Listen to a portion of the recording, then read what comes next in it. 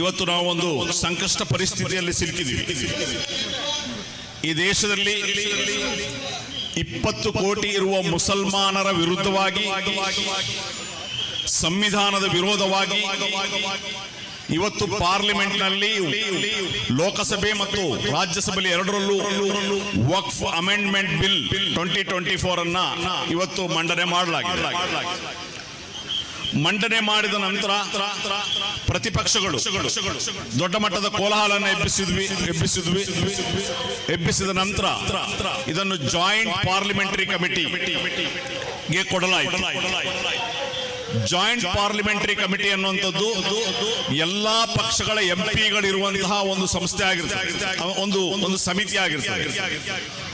ಅದರಲ್ಲಿ ಕಾಂಗ್ರೆಸ್ನ ಎಂಪಿಗಳಿದ್ರು, ಅದರಲ್ಲಿ RJD ಎಂಪಿಗಳಿದ್ರು, ಅದರಲ್ಲಿ MIM ನ ಎಂಪಿಗಳು ಅಸದುದ್ದೀನ್ ಓವೈಸಿ ಇದ್ರು.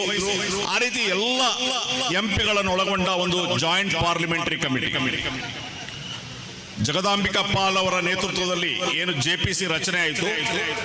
ಇವರು ಇಡೀ ದೇಶದಲ್ಲಿ ಸಂಚರಿಸಿ ಬೇರೆ ಬೇರೆ ನಗರಗಳಲ್ಲಿ ಯಾರು ಸ್ಟೇಕ್ ಹೋಲ್ಡರ್ಸ್ ಇದ್ದಾರೆ, ಬೇರೆ ಬೇರೆ ಮುಸ್ಲಿಂ ಸಂಘ ಸಂಸ್ಥೆಗಳು, ವಕ್ಫ್ ಬೋರ್ಡ್ಗಳು, ಇವರ ಹತ್ರ ಎಲ್ಲವೂ ಕೂಡ ಅಭಿಪ್ರಾಯ ಸಂಗ್ರಹಿಸಿದೆ. ಆದರೆ ದುರದೃಷ್ಟವಶಾತ್ ವಿರೋಧ ಪಕ್ಷಗಳ ಮೆಂಬರ್ ಆಫ್ ಪಾರ್ಲಿಮೆಂಟ್ಗಳು ಹೇಳಿದ ಒಂದೇ ಒಂದು ಸಲಹೆಯನ್ನು ಕೂಡ ಈ ಜಾಯಿಂಟ್ ಪಾರ್ಲಿಮೆಂಟರಿ ಕಮಿಟಿಯ ನೇತೃತ್ವ ಸ್ವೀಕರಿಸಲಿಲ್ಲ ಅನ್ನುವಂಥದ್ದನ್ನು ನಾವು ಅರ್ಥ ಮಾಡ್ಕೊಳ್ಬೇಕು. ಯಾವುದೇ ವಿರೋಧ ಪಕ್ಷದ ಆ ಮೆಂಬರ್ ಆಫ್ ಪಾರ್ಲಿಮೆಂಟ್ಗಳು ಈ ವಕ್ಫ್ ಅಮೆಂಡ್ಮೆಂಟ್ ಬಿಲ್ ಅಲ್ಲಿ ಇದು ಬೇಡ, ಇದು ಬೇಕು ಅಂತ ಹೇಳಿ ಯಾವುದೇ ಸಲಹೆಯನ್ನು ಅವರು ತಿರಸ್ಕರಿಸಲಿಲ್ಲ. ಇವತ್ತು ಸಾಕಷ್ಟು ಸಮಯ ಇಲ್ಲದ ಕಾರಣ ನಾನು ಹೆಚ್ಚು ಮಾತಾಡಿದ್ರೆ ಒಂದು ವಿಚಾರವನ್ನು ಮಾತ್ರ ನಾನು ಹೇಳಿ ನನ್ನ ಮಾತನ್ನು ಮುಗಿಸ್ತೇನೆ.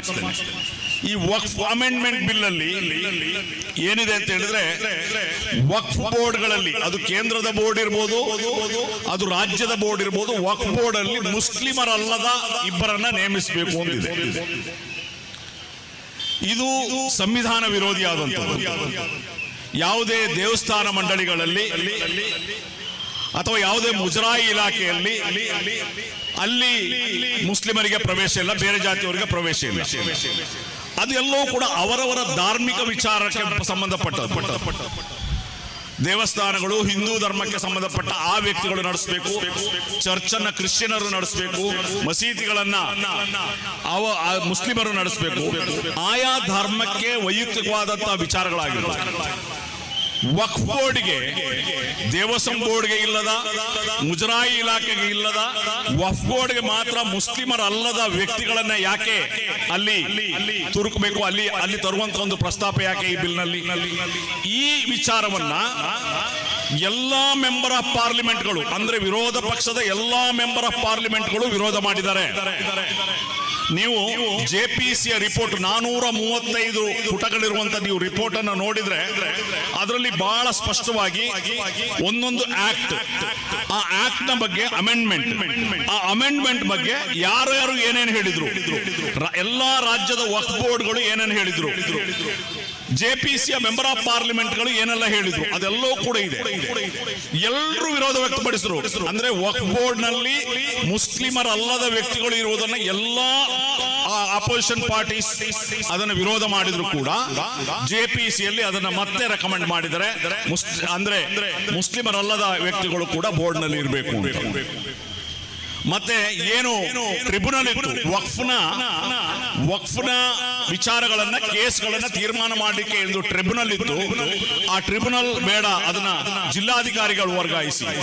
ಸರ್ವೆ ಕಮಿಷನ್ ಅದು ಬೇಡ, ಅದನ್ನ ಜಿಲ್ಲಾಧಿಕಾರಿಗಳಿಗೆ ವರ್ಗಾಯಿಸಿ. ಒಟ್ಟಿನಲ್ಲಿ ವಕ್ಫ್ನ ಭೂಮಿಯನ್ನ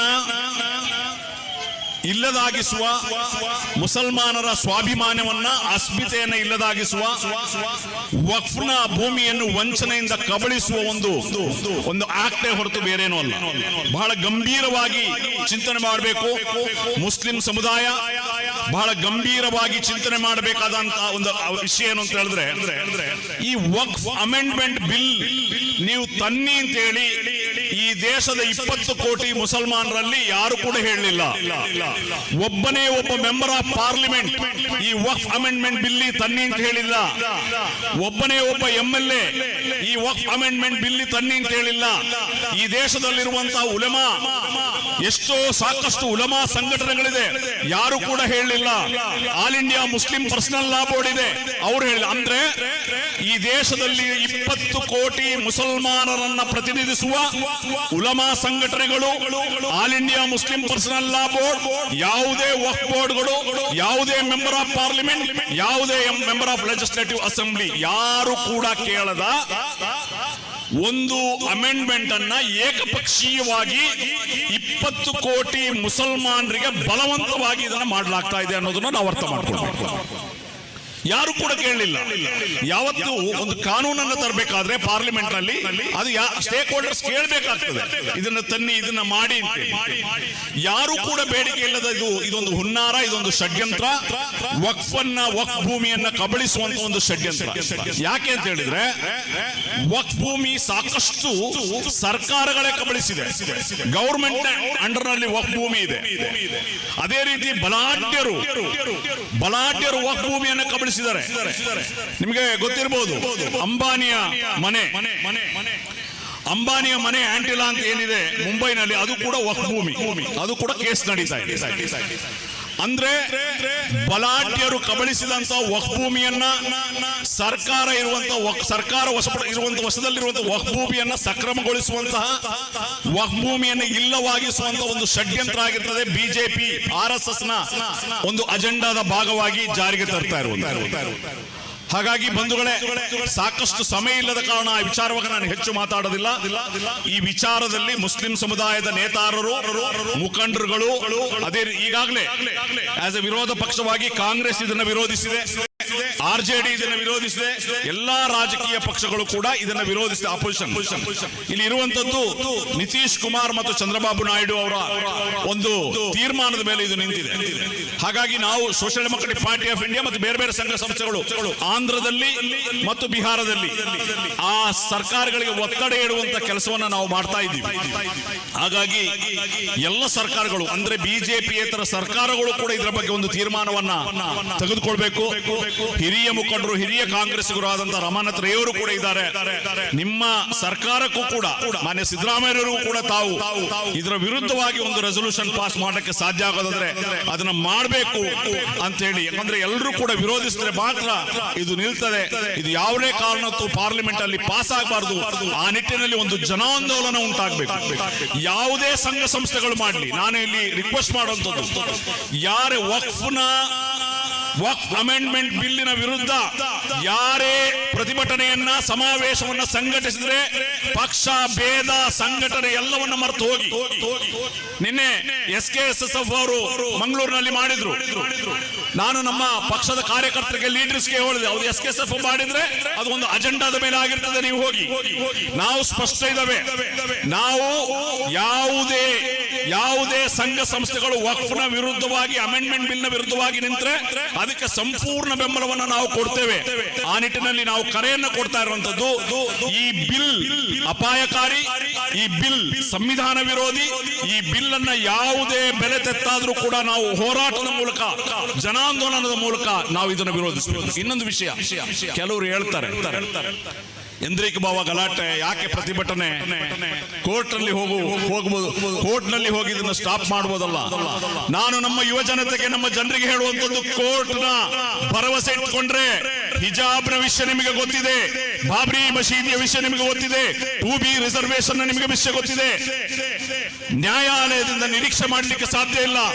ಒಂದು ಜನಾಂದೋಲನ, ಒಂದು ಜನಸಂಘರ್ಷ, ಒಂದು ಜನಾಂದೋಲನ ಮಾತ್ರ ಇದನ್ನ ತಡಿಲಿಕ್ಕೆ ಸಾಧ್ಯ. ಯಾವ ರೀತಿ NRC/CA ಯಲ್ಲಿ ಇಡೀ ದೇಶದ ಎದ್ದು ನಿಂತರು, ಆ ರೀತಿ ಎದ್ದು ನಿಂತು ಒಂದು ಜನಾಂದೋಲನ ಆದ್ರೆ ಮಾತ್ರ ಸಾಧ್ಯ. ಇದು ನಮಗೆ ಸಂಬಂಧಪಟ್ಟಿಲ್ಲ, ಇದು ನಮ್ಮ ಊರಿಗಲ್ಲ, ಇದು ಇಲ್ಲಿಗಲ್ಲ, ಅಲ್ಲಿಗಲ್ಲ ಅಂತ ಹೇಳಿದ್ರೆ ಆಗೋದಿಲ್ಲ. ಇದು ಇಡೀ ದೇಶದ ಸಮುದಾಯಗಳು, ಜಾತ್ಯತೀತವಾದಿಗಳು, ಬಿಜೆಪಿ ಅಲ್ಲದ ರಾಜಕೀಯ ಪಕ್ಷಗಳು ಎಲ್ಲರೂ ಸೇರಿ ಒಂದಾಗಿ ಇದನ್ನ ಎದುರಿಸುವುದರ ಮೂಲಕ ಈ ಒಂದು ಅಮೆಂಡ್ಮೆಂಟ್ ಬಿಲ್ ಅನ್ನ ನಾವು ತಡಿಲೇಬೇಕು ಅಂತ ಹೇಳಿ ಕರೆಯನ್ನು ಕೊಡ್ತಾ, ಈ ಒಂದು ಮೊಹಿಯುದ್ದೀನ್ ಜುಮಾ ಮಸೀದಿಯ ಸಮಿತಿ ನಮಗೆ ಪ್ರೀತಿಯಿಂದ ಆಹ್ವಾನ ಕೊಟ್ಟು ನಿಮ್ಮೊಂದಿಗೆ ಕೆಲವು ವಿಷಯಗಳನ್ನು ಹಂಚಿಕೊಳ್ಳಲಿಕ್ಕೆ ಅವಕಾಶ ಕೊಟ್ಟಿದ್ದಕ್ಕೆ ಧನ್ಯವಾದಗಳನ್ನು ಹೇಳ್ತಾ